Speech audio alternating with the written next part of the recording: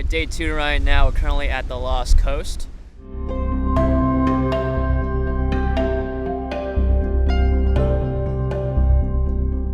Yesterday we spent the entire day driving up Route 1, which was absolutely beautiful. And if you can see what I'm seeing right now, it is absolutely gorgeous.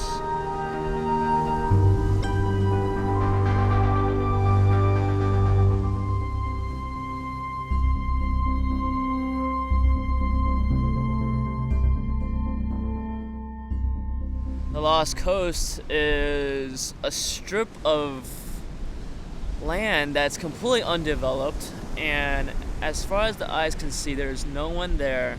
There's no sound but the crashing waves and the wind that carries it. It's hard to imagine what life was like a couple of days ago. The busyness, the everyday routine, the 9 to 5, the workload, coming home from work, the daily shenanigans. Video 1 takes a look at why I decided to embark on this journey, but it doesn't show how it came about, that decision. The decision came from introspection.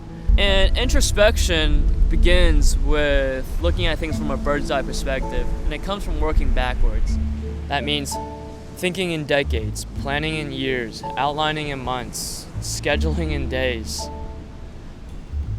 Something that really inspired me was Erik Erikson's 7 Stages of Life, and I kind of created my own version of that. So I'll look at my life in decades and see what's important. Like my 20-something years, I dedicated as a time to explore. Another influential way of thought came from something I learned in self-reflection class in Hong Kong University, and that is Taoism. And in Taoism, knowing yourself is the greatest path to enlightenment. So in Taoism, there is no God. The God would be yourself, to understand yourself. As Lao Tzu says, knowing others is intelligence, knowing yourself is true wisdom. This all took a while to realize.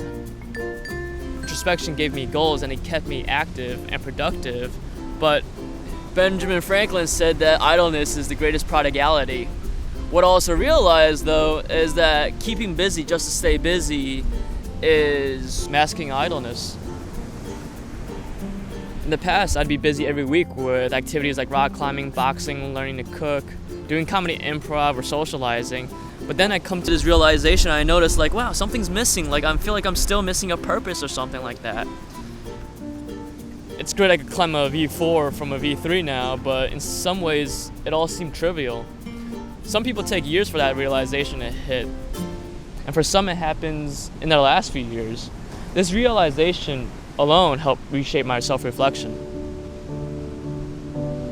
This all led to the journey here at the Lost Coast.